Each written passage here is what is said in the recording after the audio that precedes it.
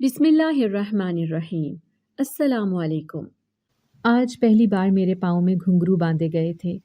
آج پہلی بار اس زرق برق لباس کو میں نے پہنا تھا۔ آج پہلی بار میرا چہرہ اس قدر میک اپ سے سجایا گیا تھا، زیورات سے مجھے لادا گیا تھا۔ اس سے پہلے میں یہ کام سادہ حلیے میں اور چہرے کو چھپا کے کیا کرتی تھی، اور اب میں کسی بے جان مورت کی طرح پنکی کے آگے بیٹھی ہوئی تھی، اور پنکی مجھے یوں تیار کر رہی تھی جیسے کسی دلہن کو سجا رہی ہو۔ جب اس کا کام ختم ہو چکا تو اس نے مجھے ستائش سے دیکھا۔ آج تم آسمان سے اتری ہوئی کوئی اپسرا لگ رہی ہو۔ اس کی بات پر میں افسردگی سے مسکرا دی، اور پھر میں اس بھرے مجمع میں آ گئی جہاں پہ جانا مجھے موت کے برابر لگ رہا تھا۔ جیسے ہی میں اس ہال میں داخل ہوئی تو مجھے دیکھتے ہی ہر طرف سے سیٹیوں کی آوازیں گونجنے لگیں، اور سب لوگ زور زور سے تالیاں بجانے لگے، جیسے میری موجودگی سے وہ بہت ہی زیادہ خوش ہوئے ہوں۔ پہلی بار وہ مجھے یوں سجے سورے بغیر نقل بیٹھے ہوئے تماشائی سانس لینا بھول چکے تھے، اور اب میں ایک جگہ پر سر جھکائے کھڑی تھی، اور شرم کے مارے میں تو اپنی نگاہیں بھی اوپر نہیں اٹھا پا رہی تھی۔ یہ پہلی بار تھا جب میں یوں اس طرح سے اتنے مردوں کے بیچوں بیچ کھڑی تھی۔ جب نائکا نے مجھے بار بار ٹوکا اور کہا کہ میوزک کب سے آن کیا ہوا ہے، چلو جلدی سے تم ناچنا شروع کرو۔ نائکا کی یہ بات کہنے کے باوجود میں اپنی جگہ پہ کھڑی رہی تو وہ کہنے لگی، کیا بات ہے، کیا تمہیں اپنی ماں کی زندگی پیاری نہیں ہے؟ نائکا کی اس بات نے مجھے جھنجھوڑ کر رکھ دیا تھا، اور فوراً سے میرے پاؤں تھرکنا شروع ہو گئے تھے۔ میں آنکھیں بند کر کے ناچ رہی تھی۔ ناچتے ناچتے مجھے اپنے چہرے پر طرح طرح کی نظروں کی تپش کا احساس ہو رہا تھا، اور آنکھیں بند ہونے کے باوجود بھی سب کی نگاہیں وجود کے آر پار ہوتی محسوس ہو رہی تھی۔ اور ایک بار جب میں نے آنکھیں کھول کر دیکھا تو ایک جگہ پر میری آنکھیں ٹک گئیں، اور دوبارہ میں نظر ہٹانا بھول گئی۔ یہ تو وہی تھا، وہ انسان جس نے پہلی بار میرے دل پر دستک دی تھی، وہ جس کی آواز کے سحر میں گرفتار ہو گئی تھی میں، اور جس کی صورت دیکھ کر میں آنکھیں جھپکنا بھول جاتی تھی، اور جس کے کردار کے بارے میں میں آنکھیں بند کر کے گواہی دے سکتی تھی، اور وہ جو بہت نیک تھا، بہت شریف تھا۔ تو اس وقت وہ اس کوٹھے پر کیا کر رہا تھا؟ اور اب تو اسے میری حقیقت بھی پتہ چل گئی۔ یہ سوچ کر میں جہاں کی تہاں رہ گئی تھی۔ سارا رقص، میوزک، سب کچھ جیسے تھم کے رہ گیا تھا۔ منظر سے سب کچھ غائب ہو گیا تھا، اور اب وہاں پر صرف میں تھی اور میرے سامنے وہ جو نظر جھکائے بیٹھا تھا۔ اور اب کی بار جب اس نے نظر اوپر اٹھا کر دیکھا تو ہم دونوں کی نظریں چار ہوئیں۔ اس کی نظروں میں عجیب سے تاثرات تھے، ایسے تاثرات، ایسے جذبات جنہیں میں کوئی نام نہیں دے سکی، مگر ان نظروں سے جب میری نظر ملی تو میرے دل کی دنیا اتھل پتھل ہو گئی، اور مجھے لگا کہ میں ساری دنیا کے سامنے رسوا ہو گئی ہوں۔ میں ساری دنیا کو اپنی حقیقت بتانے سے اس قدر شرمندگی اور ہچکچاہٹ کا شکار نہیں ہوتی تھی جتنا اب میں اس شخص کے سامنے ہو رہی تھی۔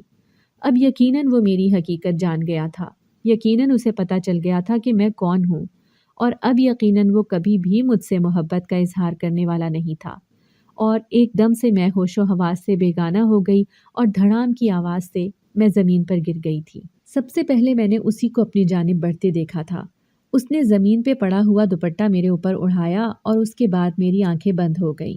جب میری آنکھ کھلی تو میں اپنے کمرے میں تھی۔ میرے پاس میری ماں بیٹھی ہوئی تھی۔ وہ مجھ سے کہنے لگی کہ اب کیسی طبیعت ہے تمہاری، اب تم کیسا محسوس کر رہی ہو؟ میں بولنا تو چاہ رہی تھی مگر میں بول نہیں پا رہی تھی۔ میں کچھ بھی کہنے سننے کی پوزیشن میں ہی نہیں تھی۔ میں جس قیامت سے گزری تھی، اس کے بعد تو میں یہ سوچ کر حیران ہو رہی تھی کہ اتنی ذلت اور شرمندگی کے بعد زندہ بھی کیسے تھی۔ میں نے اپنی ماں کو کوئی جواب نہیں دیا۔ وہ بھی میرے جذبات سمجھتی تھی۔ وہ جانتی تھی کہ میں اس کام کے لیے کسی طور بھی آمادہ نہیں تھی۔ اپنے دل کو بڑی مشکل سے منا کر میں نے یہ کام کیا تھا۔ کافی دیر تو میری ماں میرے پاس بیٹھ کر باتیں کرتی رہی، اور جب وہ چلی گئی تو میری آنکھوں سے گرم سیال آنسو بہنے لگے، اور میں اپنے خود کے بارے میں سوچنے لگی کہ کیا تھا اگر میں اس ماحول میں پیدا نہ ہوتی، کیا تھا اگر میری زندگی یہاں سے مختلف ہوتی تو۔ مگر جو حقیقت تھی مجھے اسے قبول کرنا تھا، اور حقیقت تو بہت ہی زیادہ تلخ تھی۔ بار بار میرا ذہن اس کی طرف جا رہا تھا کہ وہ میرے بارے میں کیا سوچ رہا ہوگا۔ میں یہی سوچتے سوچتے اپنے ماضی میں کھو گئی تھی اور اس دن سے سوچنا شروع کیا جب میں نے ہوش سنبھالا تھا اور میں نے خود کو یہاں پر دیکھا تھا۔ ارے چمپا، کب تک تم اپنی بیٹی کو مفت کی روٹیاں تڑواتی رہو گی؟ آخر کو اسے کام پر کیوں نہیں لگاتی؟ یہ نائکا کی آواز تھی جو اپنی کراری آواز میں میری ماں سے مخاطب تھی، اور یقیناً یہ بات میرے بارے میں ہی ہو رہی تھی۔ یہ سن کر میں گھبرا گئی اور اپنی ماں کے جواب کا شدت سے انتظار کرنے لگی۔ میری ماں بھی کتنے دنوں سے میرے پیچھے پڑی ہوئی تھی۔ اب میں 18 سال کی ہو گئی تھی اور میری ماں کا خیال تھا کہ اب مجھے دھندے سے لگ جانا چاہیے، کیونکہ اب وہ بوڑھی ہو چکی ہیں۔ ان کی ہڈیوں میں اتنا دمخم نہیں ہے کہ وہ مجھے بٹھا کر کھلا سکے، اور اب مجھے بھی باقی لڑکیوں کی طرح ناچ گا کر ہاتھ پیر ہلا کر اپنا کام چلانا ہوگا۔ یہ سن کر مجھے بہت زیادہ دکھ ہوتا تھا، کیونکہ میں مر کر بھی یہ کام نہیں کرنا چاہتی تھی۔ میری پیدائش اسی کوٹھے پر ہوئی تھی۔ باقی لڑکیوں کی طرح میں بھی نہیں جانتی تھی کہ میرا باپ کون تھا۔ جب میں چھوٹی تھی تو یہ ماحول، یہ سب کچھ میری سمجھ میں کچھ بھی نہیں آتا تھا، لیکن مجھے اپنی امی بہت اچھی لگتی تھی۔ وہ ہر وقت سجی سنوری خوشبوؤں میں مہکتی رہتی تھی اور بے تحاشا خوبصورت لگتی۔ میں انہیں دیکھتے ہی نہال ہو جاتی تھی۔ اور پھر بچپن میں ہی جب مجھے اسکول میں ڈال دیا گیا تو مجھے پڑھائی کرنے کا بچپن سے ہی بہت شوق تھا، اور میں پڑھنے کی بہت شوقین تھی۔ شروع میں تو میرے ساتھ ٹیچرز اور باقی کلاس فیلوز کا رویہ بھی بہت اچھا رہا، مگر جوں میں بڑی ہوتی گئی میں نے محسوس کیا کہ ٹیچرز بھی مجھ سے کھچی کھچی سی رہنے لگی تھی، اور وہ تمام لڑکیاں جو پہلے میری سہیلیاں تھیں، میری خوبصورتی کی وجہ سے میرے آس پاس منڈلاتی رہتی تھی، اب مجھ سے دور ہونے لگی تھی، اور وہ مجھ سے بات بھی نہیں کرتی تھی۔ میں یہ وجہ سمجھنے سے قاصر تھی۔ پھر ایک دن میری ایک لڑکی کے ساتھ چھوٹی سی بات پر لڑائی ہو گئی تو اس نے مجھے طوائف ہونے کا طعنہ دے دیا۔ میں نہیں جانتی تھی کہ طوائف کیا ہوتی ہے اور اس بات کا کیا مطلب ہے، اور جب گھر آنے کے بعد میں نے اپنی ماں سے یہی بات پوچھی تو کتنی ہی دیر وہ خاموش رہ گئی۔ پھر اگلا چھین لیا اور کہنے لگی کہ تم آج کے بعد اسکول نہیں جاؤ گی۔ یہ سن کر میں زور زور سے رونے لگی، کیونکہ مجھے پڑھ لکھ کر کچھ بننے کا بہت شوق تھا، اور میری ماں کہہ رہی تھی کہ میں اب اسکول نہیں جاؤں گی۔ ایسا بھلا کیسے ممکن تھا؟ مگر ماں کا فیصلہ اٹل تھا۔ میری ضد کو مد نظر رکھتے ہوئے ماں نے گھر پہ ہی ایک استانی کا انتظام کر دیا تھا جو مجھے گھر پہ پڑھانے کے لیے آتی تھی۔ مجھے قرآن پاک پڑھنے کا بھی بہت زیادہ شوق تھا۔ جب بھی وہ استانی چھپتے چھپاتے مجھے قرآن پاک کی تعلیم بھی دینا شروع ہو گئی تھی۔ دن اسی طرح سے گزرتے جا رہے تھے۔ اب میں نے پرائیویٹ میٹرک کر لیا تھا۔ میں اپنی ماں سے زیادہ حسین تھی۔ نیلی آنکھیں، گورا رنگ، اور میرے بال تو جیسے ٹخنوں تک چھوتے تھے، جو مجھے دیکھتا دیکھتا ہی رہ جاتا۔ اور اب جب میں 18 سال کی ہو چکی تھی تو میری ماں چاہتی تھی کہ میں بھی کام دھندے سے لگ جاؤں، مگر میں ایسا کسی بھی صورت نہیں چاہتی تھی۔ میرا دل چاہتا تھا کہ میں یہاں سے دور بھاگ جاؤں، مگر جانتی تھی کہ نائکا کے ہاتھ بہت لمبے ہیں اور میں یہاں سے کہیں بھاگ بھی نہیں سکتی، اور اگر کبھی بھاگنے کی کوشش بھی کی تو مجھے سنگین سزا دی جائے گی۔ ایسی بہت سی داستانیں میں نے اپنی آنکھوں سے دیکھی تھی۔ یہاں کتنی ہی لڑکیاں تھیں جو روزانہ یہاں آتی تھیں، اور وہ شروع میں بہت زیادہ روتی چلاتی تھیں۔ وہ یہ کام کرنے سے انکار کرتی تھی، مگر پھر نائکا ان سے یہ کام کروا کر ہی دم لیتی تھی، اور کچھ دنوں کے بعد وہ سب بھی نارمل ہو کر جیسے اس کام کو روٹین کا حصہ ہی بنا لیا کرتی تھی۔ نائکا کو لگتا تھا کہ میں بھی اس کام کے لیے راضی ہو جاؤں گی، تبھی وہ بار بار ماں سے بھی اصرار کرتی تھی، مگر میرا انکار سن کر ماں کو اندازہ ہو گیا تھا کہ میرا فیصلہ اٹل ہے اور میں اتنی آسانی سے ان کی باتوں میں نہیں آؤں گی۔ تبھی ایک دن میری ماں میرے پاس روتے ہوئے آئیں۔ ان کے ہاتھ میں ایک فائل تھی اور وہ فائل میرے ہاتھ میں دے کر زور زور سے رونے لگی۔ ان کے رونے سے میں حیران رہ گئی۔ جب میں نے فائل کو دیکھا تو وہ میرے ہاتھ سے چھوٹ کر نیچے جا گری، اور میں گمسم ہو کر رہ گئی کہ یہ سب کچھ کیا ہے؟ زندگی نے یہ کیسا کھیل کھیلا ہے؟ ان رپورٹس میں صاف طور پر لکھا تھا کہ میری ماں کو بلڈ کینسر تھا، اور ابھی وہ ابتدائی سٹیج میں تھا، ابھی اس کا علاج ممکن تھا۔ ماں نے کہا کہ میں ابھی زندہ رہنا چاہتی ہوں، میں ابھی مرنا نہیں چاہتی۔ میری ماں جیسی بھی تھی، میں اس سے بے تحاشا محبت کرتی تھی، اور میں بھی اسے مرتے ہوئے کیسے دیکھ سکتی تھی؟ مگر اب مسئلہ یہ تھا کہ اس کا علاج کروانے کے لیے میرے پاس پیسے نہیں تھے، اور میری تو تعلیم بھی واجبی سی تھی۔ میں نے میٹرک تک پڑھا تھا، اور وہ بھی پرائیویٹ۔ مجھے آخر ایسی کون سی نوکری مل سکتی تھی جس سے میں اپنی ماں کا علاج کروا سکتی تھی؟ کیونکہ یہ علاج تو لاکھوں میں ہو سکتا تھا۔ تبھی میری ماں روتے ہوئے بولی کہ اگر تم میری بات مان لو تو یہ ذرا سی قربانی دے دو تو تم میرا علاج کروا سکتی ہو اور میں بچ سکتی ہوں۔ یہ سن کر میں مزید پریشان ہو گئی کہ میں بھلا ایسا کیسے کر سکتی تھی، کیونکہ ماں مجھے جس کام کے لیے کہہ رہی تھی اس کے لیے تو میں کبھی بھی خود کو آمادہ نہیں کر سکتی تھی۔ مگر ایک طرف میرے دل کی خوشی تھی، میرے دل کا سکون تھا، تو دوسری طرف ماں کی زندگی تھی۔ اور پھر جب ماں بار بار اصرار کرنے لگی تو میرے پاس اس کی بات ماننے کے علاوہ کوئی چارہ نہیں تھا۔ میں نے پھر اسی کوٹھے پر رقص کرنے کی حامی بھر لی تھی، مگر اپنی ماں سے میں نے یہ وعدہ لیا تھا کہ میں اپنے چہرے کو چھپا کر یہ کام کروں گی۔ دوسرا وعدہ میں نے اپنی ماں سے یہ لیا تھا کہ میں اس کے ساتھ ساتھ آگے پڑھنا چاہتی ہوں۔ ماں سے پڑھائی کا بہانہ کر کے میں نے ایک درس میں جانا شروع کر دیا تھا، اور جہاں پر بھی درس ہوتا تھا میں وہاں ضرور جاتی تھی۔ میں جانتی تھی کہ اگر میری ماں کو میرے درس کے بارے میں پتہ چلا تو وہ مجھے کبھی بھی اس بات کی اجازت نہیں دے گی، کیونکہ وہ جانتی تھی کہ کہیں ایسا نہ ہو کہ میں کسی مولوی کی باتوں میں آ کر اس کام سے ہاتھ دھو بیٹھوں۔ مگر میں نے یہ سوچ لیا تھا کہ میں یہ کام تب تک ہی کروں گی جب تک میری ماں ٹھیک نہیں ہو جاتی، اور جب میری ماں ٹھیک ہو جائے گی تو میں یہ کام چھوڑ دوں گی۔ اب میں سارا دن برقع پہن کر درس میں آتی تھی، اور اسی کے ساتھ ساتھ میں نے چھپ کر قرآن پاک بھی حفظ کرنا شروع کر دیا تھا۔ جوں جوں میں قرآن پاک پڑھ رہی تھی، اس کی آیات مجھ پر آشکار ہو رہی تھی، تو مجھے اس بات کا احساس ہو رہا تھا کہ ہم کس قدر گناہگار لوگ ہیں اور کس قدر گناہ کی دلدل میں پھنسے ہوئے ہیں۔ مگر میری مجبوری تھی، میں اپنی ماں کی وجہ سے مجبور تھی۔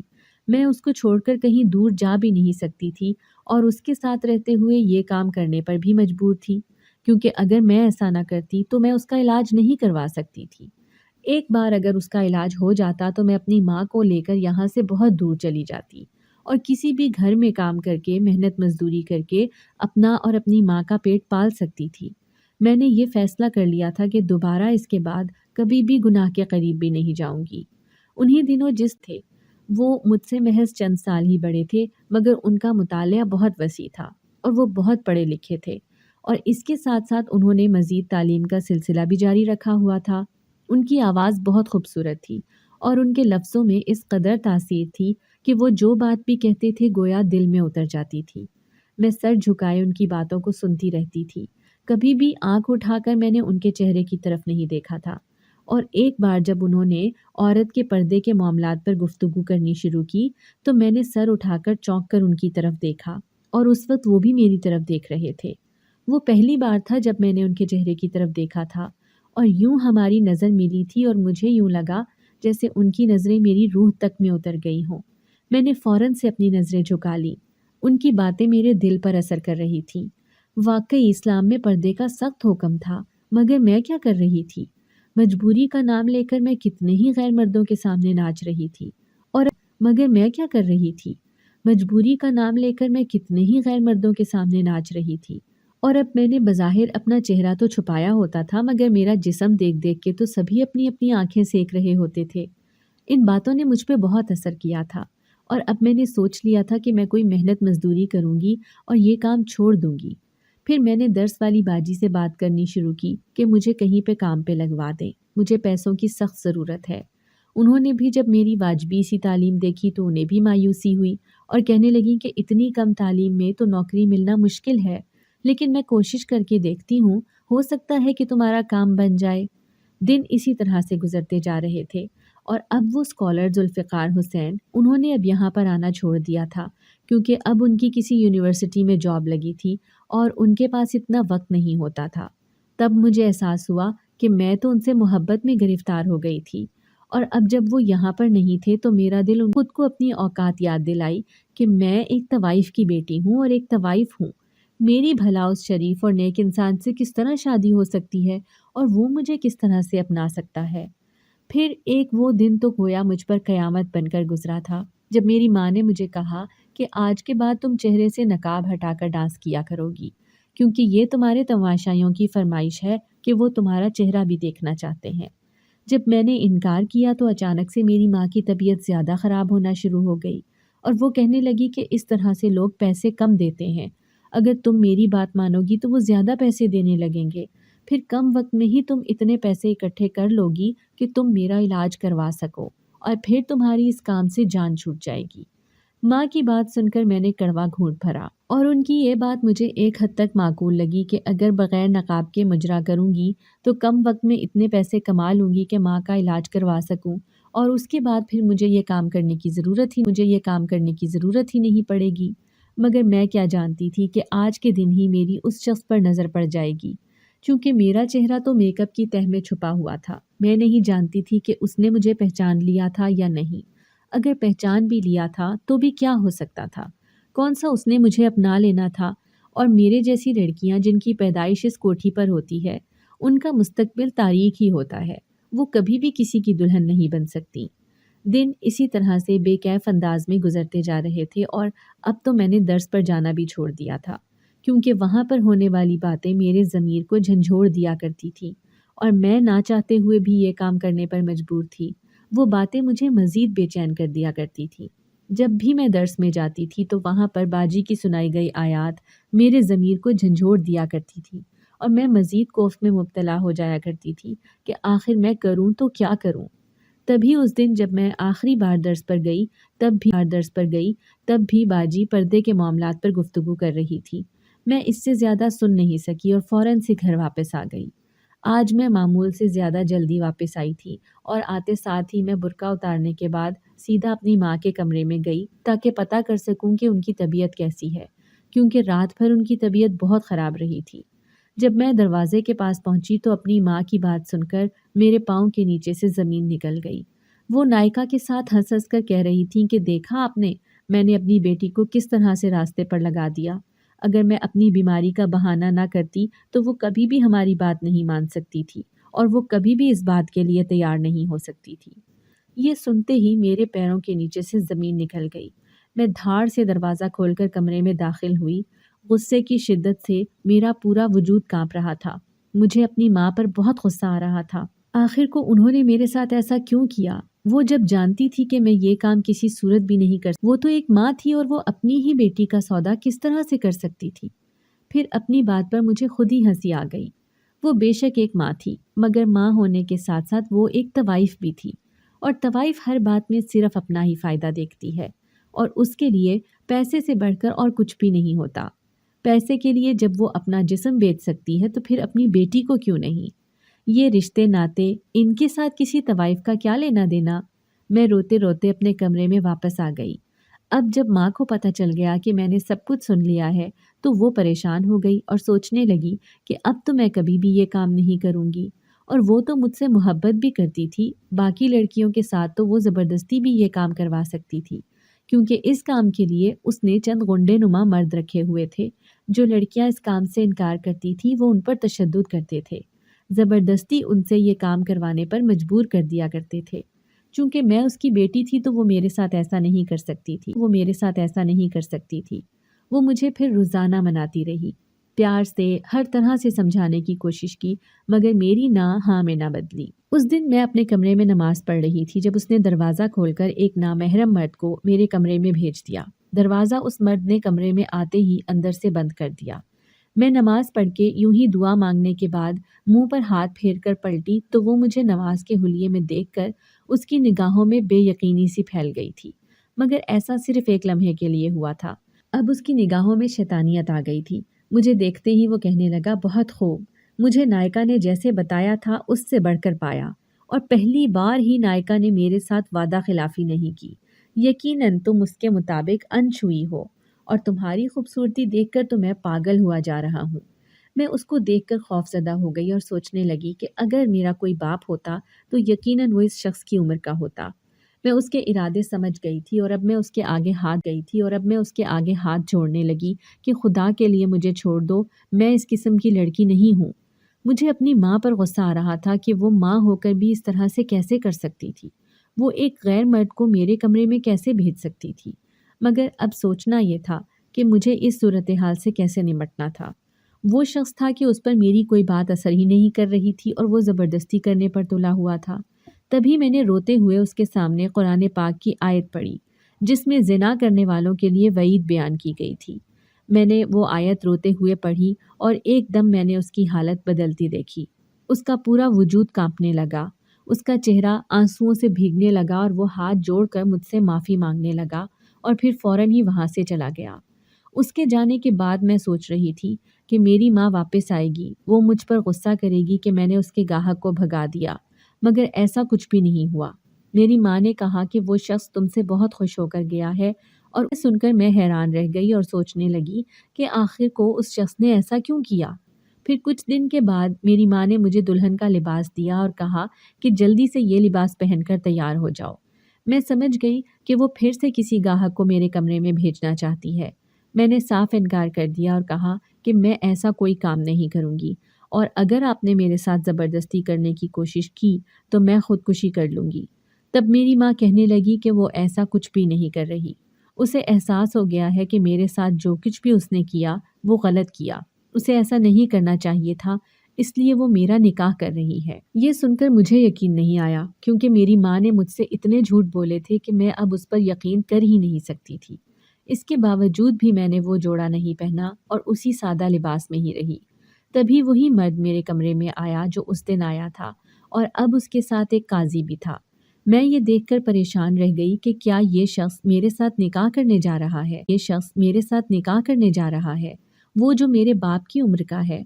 اگر ایسا تھا تو بھی غلط نہیں تھا، کم از کم میں اس کی بیوی بن کر عزت کے ساتھ اس کے گھر میں تو رہ سکتی تھی۔ پھر میں نے ایک بہت بڑی چادر اوڑھ لی اور اپنے چہرے پر اس چادر سے گھونگھٹ نکال لیا۔ جب میں گاڑی میں سفر کر رہی تھی تو میں نے اس شخص کو کسی کے ساتھ باتیں کرتے ہوئے سنا، اور وہ آواز سن کر میں چونک گئی۔ وہ آواز مجھے جانی پہچانی لگی، مگر پھر میں نے اس بات کو اپنا وہم سمجھا۔ نکاح کے بعد وہ مجھے بہت بڑے گھر میں لے گیا۔ گھر کیا تھا، محل تھا، اور ہمیشہ سے مجھے ایسے ہی گھر میں عزت سے رہنے کی خواہش تھی۔ میں خوش تھی کہ چلو اب باقی کی زندگی میں عزت کے ساتھ گزاروں گی۔ مگر جب میں کمرے میں داخل ہوئی تو اپنے سامنے اس شخص کو دیکھ کر تو میرے پاؤں تلے سے زمین نکل گئی، کیونکہ وہ کوئی اور نہیں بلکہ میرے مدرسے کے ٹیچر سر ذوالفقار ہی تھے۔ انہیں دیکھ کر میری نگاہیں پھر سے جھک گئی، اور مجھے وہ دن یاد آ گیا جب میں ان کے سامنے رقص کرتے ہوئے گری تھی۔ اب میں شرم سے پانی پانی ہو گئی تھی، نہ جانے ان کے ساتھ میرا کیا رشتہ تھا۔ تب مجھے ذوالفقار نے بتایا کہ دراصل میرا نکاح ان کے ساتھ ہوا ہے۔ میں تو اس وقت اتنی بدحواس تھی کہ میں نکاح نامے پر نام دیکھنا ہی بھول گئی تھی، اور اب جب میں نے یہ بات سنی تو مجھے اپنے کانوں پر یقین نہیں آیا۔